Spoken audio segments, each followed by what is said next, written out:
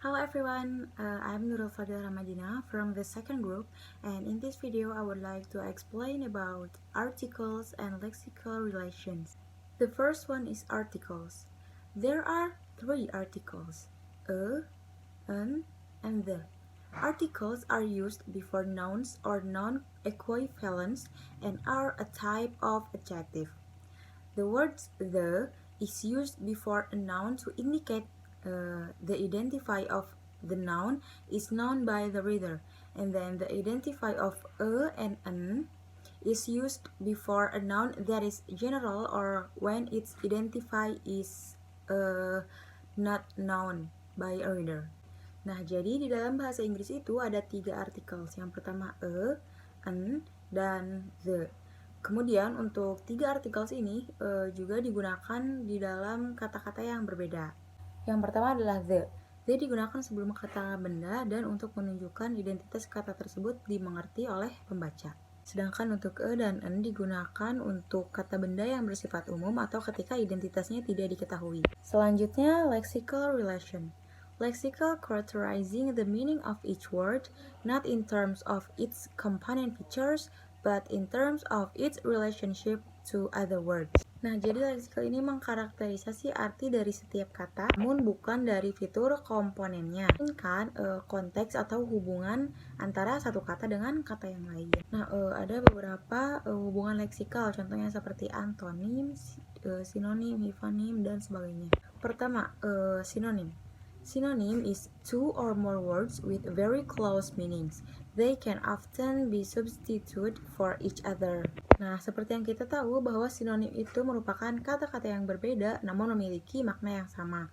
Contohnya seperti buy dan purchase. Dua-duanya memiliki arti yang sama, yaitu membeli. Selanjutnya, antonim. Antonym is two forms with opposite meanings. Nah, antonim ini kebalikan dari sinonim, yaitu lawan dari suatu kata. Contohnya seperti big, antonimnya small, dan male, antonimnya ada female. Selanjutnya ada hiponym. Hiponym is when the meaning of one form is included in the meaning of another. Jadi hiponym itu ketika makna dari satu kata ada kaitannya dengan makna kata lain.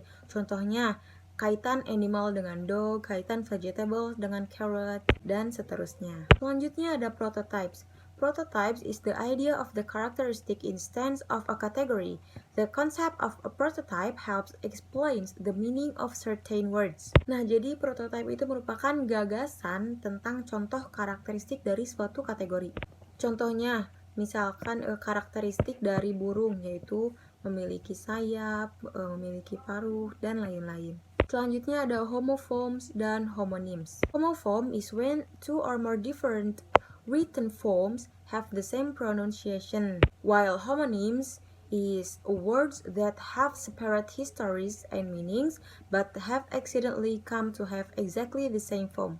Nah, jadi homophones itu ketika bentuk tulisan suatu kata itu berbeda namun memiliki cara pronounce yang sama.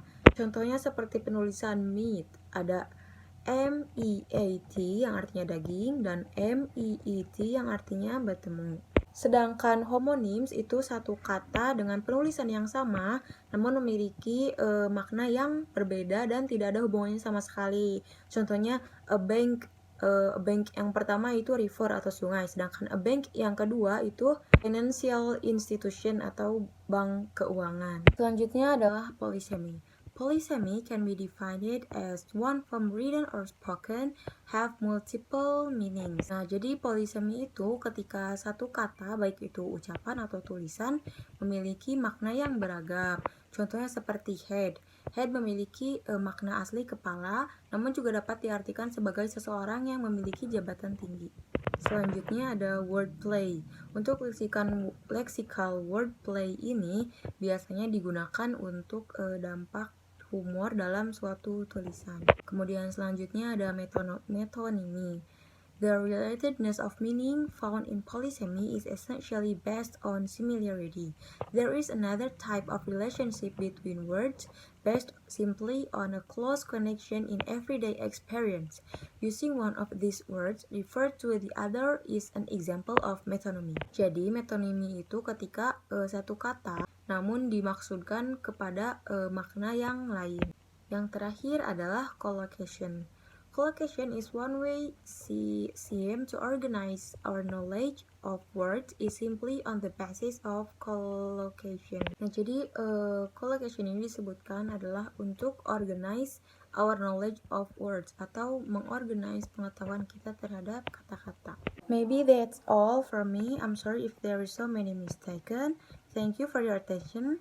I'm Nurul Fadila Ramadina. See you on the next video.